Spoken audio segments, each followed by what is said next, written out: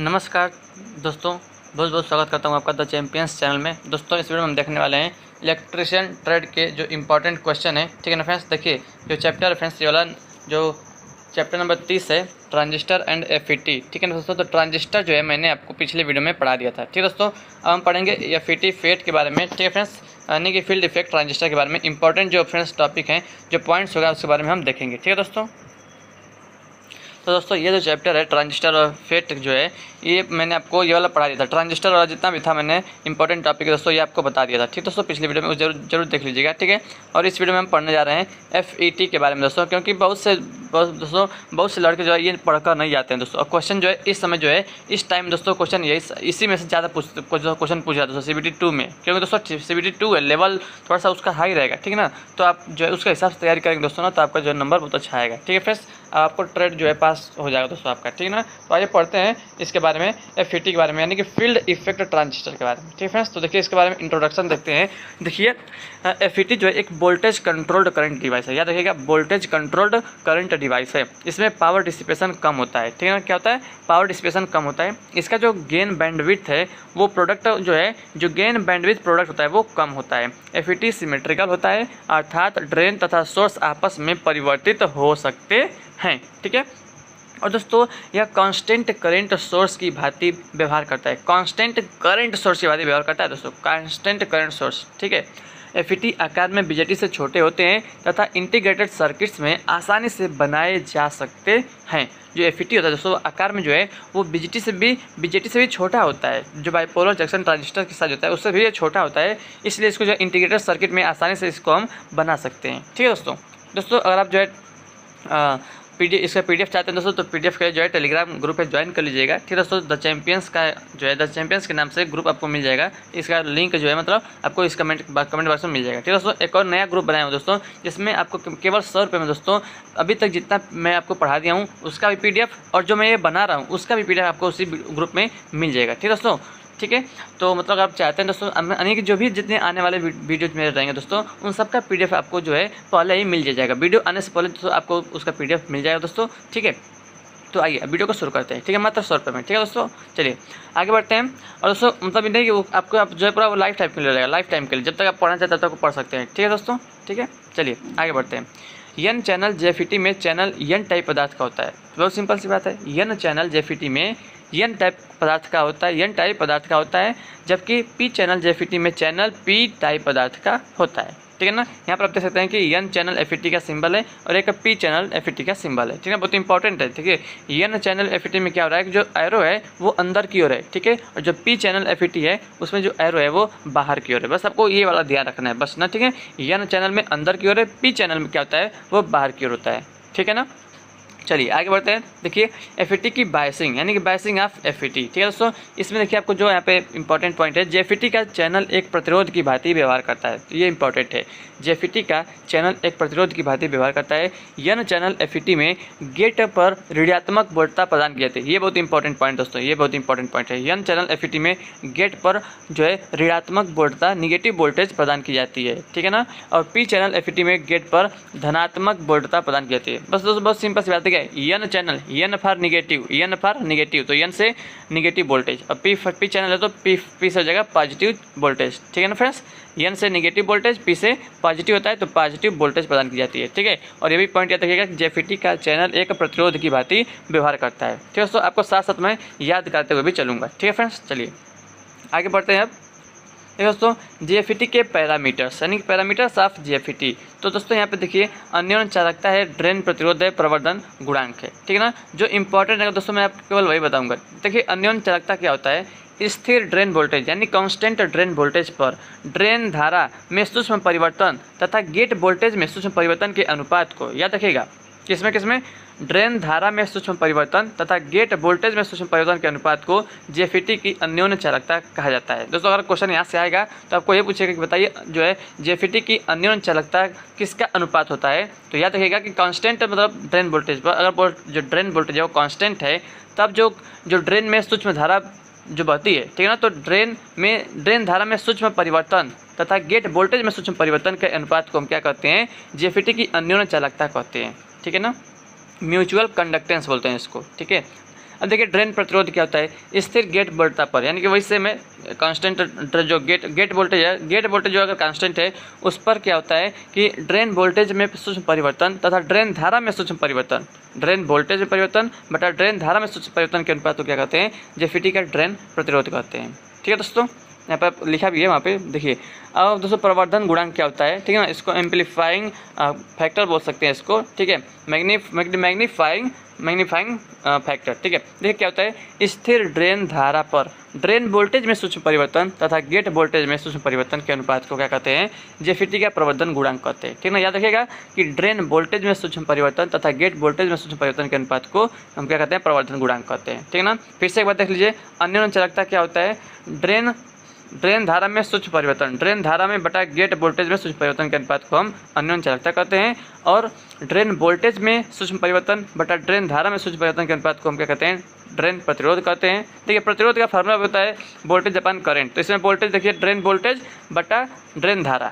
ठीक है, और जो तीसरा वाला दोस्तों यहाँ पे प्रवर्धन गुणांक है, ये ध्रेन वोल्टेज में सूक्ष्म परिवर्तन बटा गेट वोल्टेज में सूक्ष्म परिवर्तन, दोनों वोल्टेज ही है एक, लेकिन एक पहला जो ड्रेन वोल्टेज है और एक कौन सा है, गेट वोल्टेज है।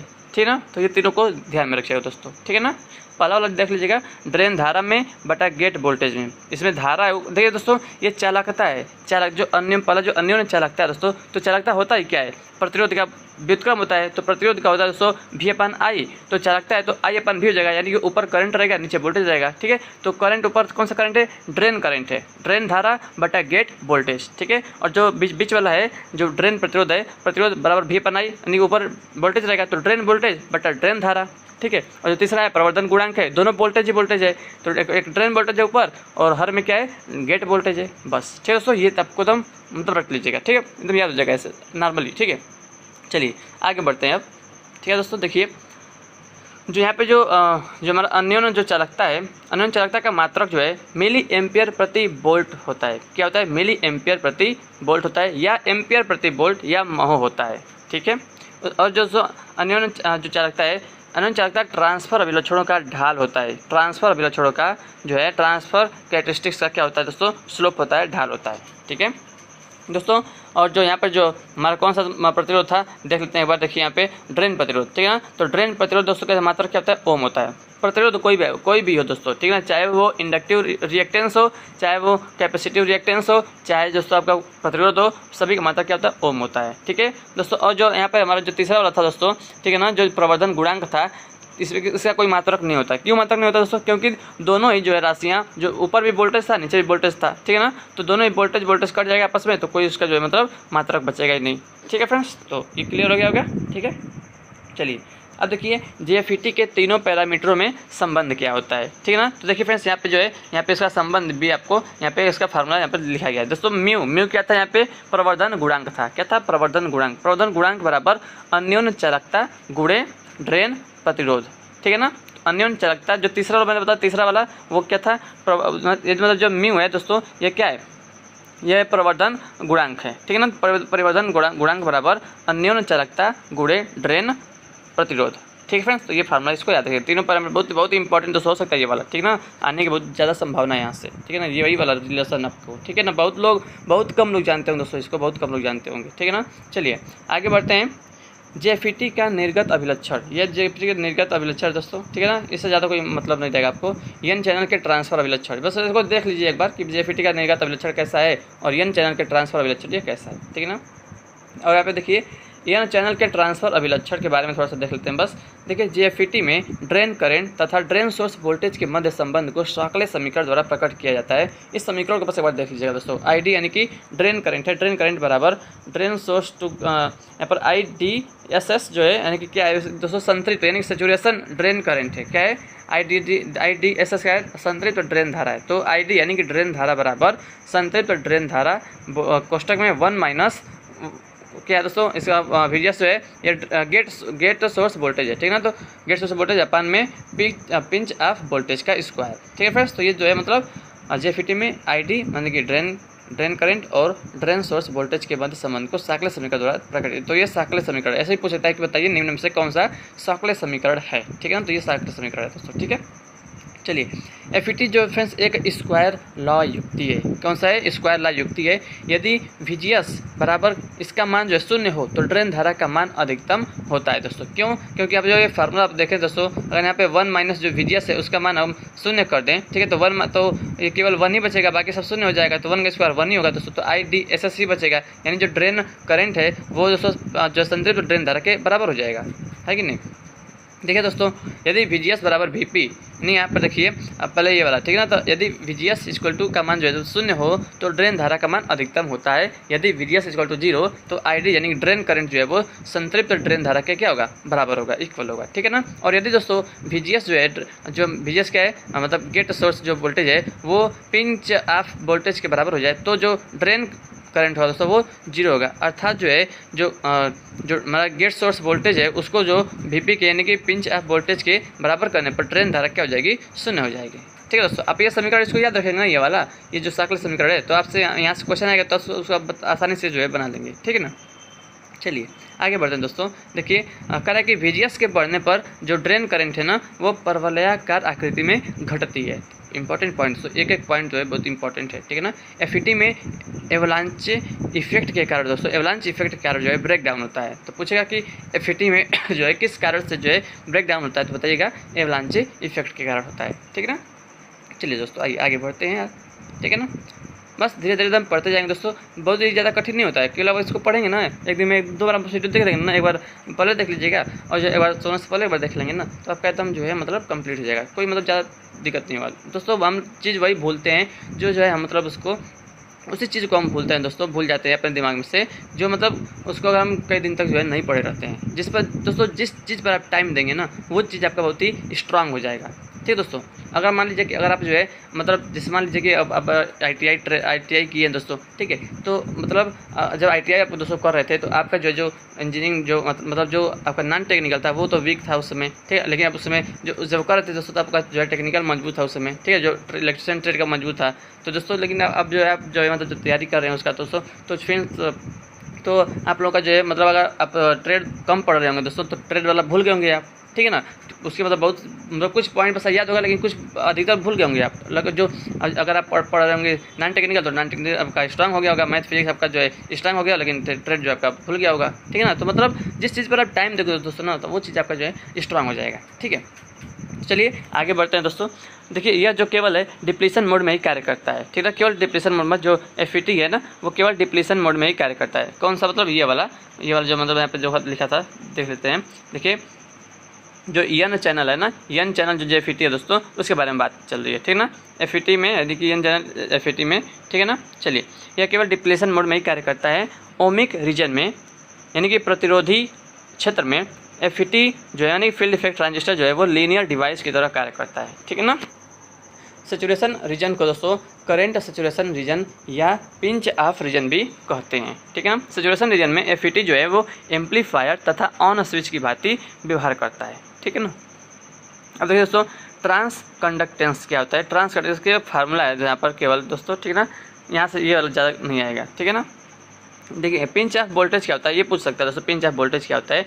देखिए VDS का यानी कि ड्रेन सोर्स वोल्टेज का वह न्यूनतम मान जिस पर ड्रेन धारा सेचुरेट हो जाती है दोस्तों वह पिंच ऑफ वोल्टेज कहलाता है। यानी कि जिस वोल्टेज के वैल्यू पर जो ड्रेन धारा है वो अगर सेचुरेट हो जाती है तो वही क्या कहलाएगा, वही वोल्टेज क्या कहलाएगा, पिंच ऑफ वोल्टेज कहलाता है। पिंच ऑफ वोल्टेज पर दोनों तरफ की डिप्लीशन लेयर अत्यंत पास आ जाती है, ठीक है ना। VGS का मान बढ़ाने पर पिंच ऑफ वोल्टता का मान घटता है। बस याद रखिएगा VGS का मान बढ़ाने पर पिंच ऑफ वोल्टता का मान घटता है, ठीक है ना। और पिंच ऑफ वोल्टता क्या होती है पूछ सकता है, तो पिंच ऑफ वोल्टेज क्या होता है कि VDS का वह न्यूनतम मान जिस पर ड्रेन धारा सेचुरेट हो जाती है वह पिंच ऑफ वोल्टेज कहलाता है, ठीक है ना। चलिए अब उसके बाद देखते हैं मॉसफेट क्या होता है दोस्तों। मॉसफेट का सिद्धांत क्या है, मॉसफेट का सिद्धांत क्या है दोस्तों, ठीक है ना। तो देखिए फ्रेंड्स, देखिए किसी अर्धचालक पदार्थ के चैनल की चौड़ाई को उस पर डिपॉजिट किए गए कुचालक पदार्थ पर लगाए गए अनुप्रस्थ वैद्युत क्षेत्र द्वारा कंट्रोल किया जा सकता है। मॉसफेट एफईटी की अपेक्षा अधिक फास्ट होता है, ठीक है ना। मॉसफेट लेस नॉइसी होता है यानी बहुत कम शोर करता है, बहुत कम आवाज़ करता है। मॉसफेट जो है स्टैटिक इलेक्ट्रिकल नॉइस के लिए अधिक सुग्राही यानी कि सेंसिटिव होता है। मॉसफेट में माइनॉरिटी कैरियर स्टोरेज टाइम 0 होता है। मॉसफेट में माइनॉरिटी कैरियर स्टोरेज टाइम जो है वो 0 होता है, ठीक है ना। टर्न ऑफ टाइम जो है मॉसफेट का टर्न ऑफ टाइम भी बहुत कम होता है। मॉसफेट जो है बीजेटी की अपेक्षा दोस्तों अधिक फास्ट होता है।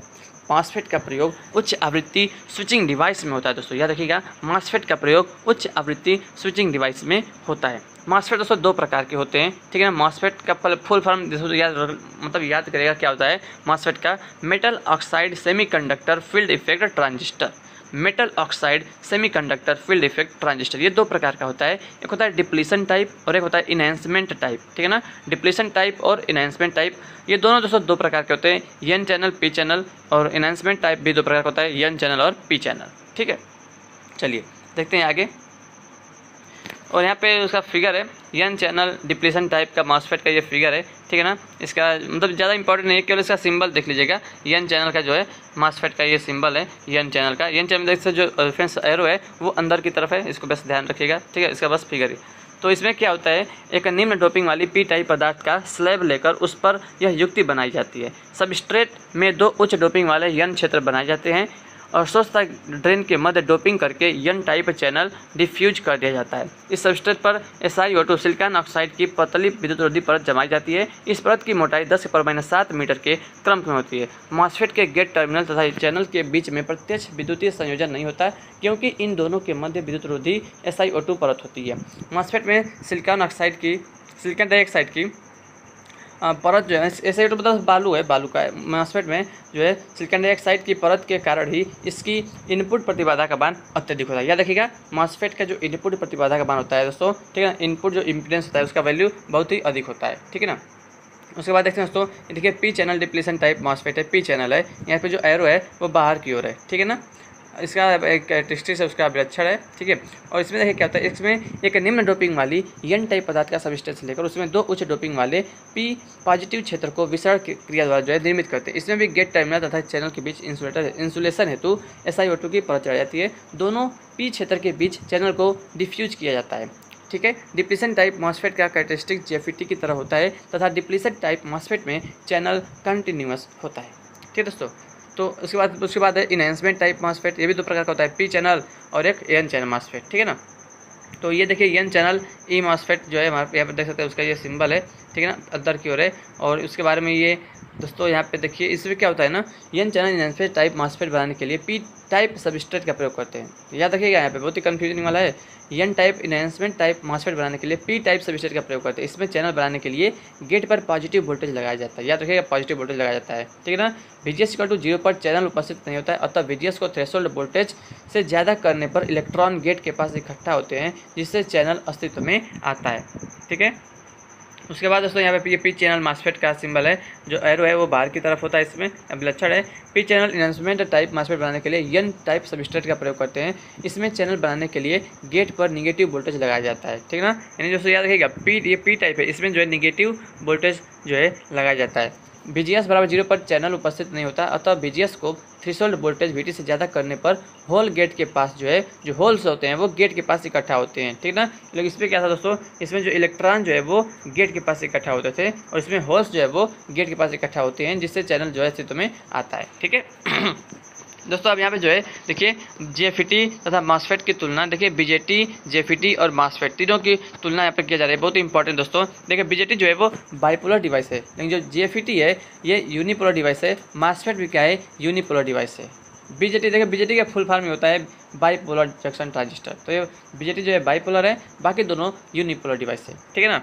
अब BJT की देखिए, BJT जो है इसका इनपुट जो रेजिस्टेंस होता है वो कम होता है, ठीक है ना, 10⁻² से लेकर 10⁻6 ओम होता है। इनपुट प्रतिरोध कम होता है, लेकिन बाकी जो दोनों है दोस्तों, इनपुट जो JFET और मॉसफेट है, इनका जो इनपुट प्रतिरोध होता है वो अधिक होता है, ठीक है दोस्तों। JFET का थोड़ा सा 10⁻8 से 10⁻12 होता है और मॉसफेट का 10⁻10 से 10⁻15 होता है, ठीक है। आगे बढ़ते हैं। देखिए जो BJT है, यह BJT जो है करंट कंट्रोल डिवाइस है। BJT करंट कंट्रोल डिवाइस है और जो JFET और जो मॉसफेट है वो दोनों वोल्टेज कंट्रोल डिवाइस है, ठीक ठीक है ना। बीजेटी दोस्तों, बीजेटी का तापमान स्थिरता कम होती है, लेकिन दोस्तों जो जेफीटी है और मॉसफेट है इन दोनों की तापमान स्थिरता अधिक होती है। ठीक है दोस्तों, बीजेटी का प्रयोग जो है इसका प्रयोग अधिकतर देखिए आगे लिखा है, ठीक है ना। इसका प्रयोग भी अधिकतर देखिए, इसका प्रयोग भी अधिकतर प्रवर्धक यानी कि जो बीजेटी है उसका प्रयोग भी प्रवर्धक में करते हैं। मैं दिखा दे रहा हूँ यहाँ पे, देखिए प्रवर्धक के रूप में होता है, ठीक है ना। जो बीजेटी का प्रयोग है वो प्रवर्धक के रूप में होता है, और जो जेफीटी है इसका प्रयोग भी अधिकतर प्रवर्धक के रूप में होता है, और जो मॉसफेट है इसका प्रयोग डिजिटल सर्किट में होता है, ठीक है ना। मॉसफेट का प्रयोग डिजिटल सर्किट में होता है, ठीक है। उसके बाद देखते हैं जो बीजेटी दोस्तों, बीजेटी जो है एक्टिव मोड में अधिकतर प्रचलित होता है बीजेटी, और लेकिन जो जेफीटी है ये केवल डिप्लीशन मोड में प्रचालित होता है, और जो मॉसफेट है यह डिप्लीशन मोड तथा इनहेंसमेंट मोड में प्रचालित हो सकता है। उसके बाद देखते हैं जो बीजेटी है यह एनपीएन या पीएनपी टाइप का होता है, लेकिन जो जेफीटी है यह एन चैनल या पी चैनल टाइप का होता है, और जो हमारा मॉसफेट है यह डिप्लीशन तथा इनहेंसमेंट मोड में होता है, तथा पुनः यह भी एन तथा पी चैनल टाइप का होता है, ठीक है ना। मैं बताया था कि जो मॉसफेट है वो दो प्रकार का होता है, एक होता है डिप्लीशन टाइप, एक होता है इनहेंसमेंट टाइप, ठीक है। फिर उसके बाद जो है दोनों में दो बट गए थे, एन चैनल पी चैनल और एन चैनल पी चैनल, ठीक है। इसका अनुप्रयोग देखते हैं, क्या प्रयोग करते हैं। पावर मॉसफेट के निम्न अनुप्रयोग है। पावर मॉसफेट का कहाँ प्रयोग करते हैं, तो निम्न वोल्टेज 200 वोल्ट से कम के स्विचों में करते हैं, निम्न वोल्टेज मोटर नियंत्रक में करते हैं, इन्वर्टर एवं यूपीएस में करते हैं। उसके बाद चलिए यहीं तक पूरा लास्ट था दोस्तों। तो पूरा जो है मैंने यहाँ पे आपको ट्रांजिस्टर और एफईटी जो था field effect transistor, JFET, bipolar junction transistor, MOSFET पूरा मैंने आपको इस वीडियो में कंप्लीट करवा दिया, ठीक है दोस्तों। तो कैसा लगा आपको वीडियो कमेंट करके जरूर बताइएगा दोस्तों। बहुत ही इंपॉर्टेंट मतलब अच्छा आपको लगा होगा पढ़ने में, ठीक है फ्रेंड्स। थोड़ा सा इंटरेस्ट लगे पढ़ेंगे तो दोस्तों बहुत ही आसानी से आप समझ गए होंगे, ठीक है दोस्तों। तो अगर वीडियो पसंद है वीडियो को लाइक करेगा, और दोस्तों ग्रुप ज्वाइन करना चाहते हैं, थोड़ा सा मेरी हेल्प करना चाहते हैं फ्रेंड्स, तो उस ग्रुप को जरूर ज्वाइन करिएगा, ठीक है। उसका लिंक मैं आपको ज्वाइन मतलब इस ग्रुप में मतलब इसके कमेंट बॉक्स में दे दूँगा आपको, ठीक है दोस्तों। तो मतलब अगर मेरा नंबर है 9889792600, इस पर मैसेज कर दीजिएगा व्हाट्सएप पे। अगर जो है आप जो 100 रुपये में जो मतलब पूरा आपको पीडीएफ मिल जाएगा दोस्तों हर एक वीडियो का, ठीक है। और इसका भी दोस्तों आपको पीडीएफ मिल जाएगा, ठीक है दोस्तों। पूरा देख सकते हैं कि पूरा 30 चैप्टर, इसमें 36 चैप्टर्स का दोस्तों आपको यहाँ पे पूरा आसानी से मिल जाएगा, ठीक है दोस्तों। तो कैसा लगा आपको वीडियो कमेंट करके बताइएगा। अच्छा तो कैसा लगा मतलब अच्छा लगा तो लाइक करिएगा, चैनल पर नए तो चैनल को सब्सक्राइब करिएगा। तो चैंपियंस चैनल दोस्तों आप लोगों के लिए बनाया गया है, आप लोग दोस्तों चैंपियंस बनने वाले हैं, ठीक है ना। तो friends thank you so much इस वीडियो को देखने के लिए। आप लोगों का बहुत बहुत तहे दिल से धन्यवाद फ्रेंड्स, आप लोगों ने इतना सपोर्ट दिया है, बहुत थैंक यू सो मच, ठीक है फ्रेंड्स। मिलते हैं आपसे दोस्तों नेक्स्ट वीडियो में। तो दोस्तों keep watching, like share subscribe, thank you so much. जय हिंद, जय भारत, वंदे मातरम।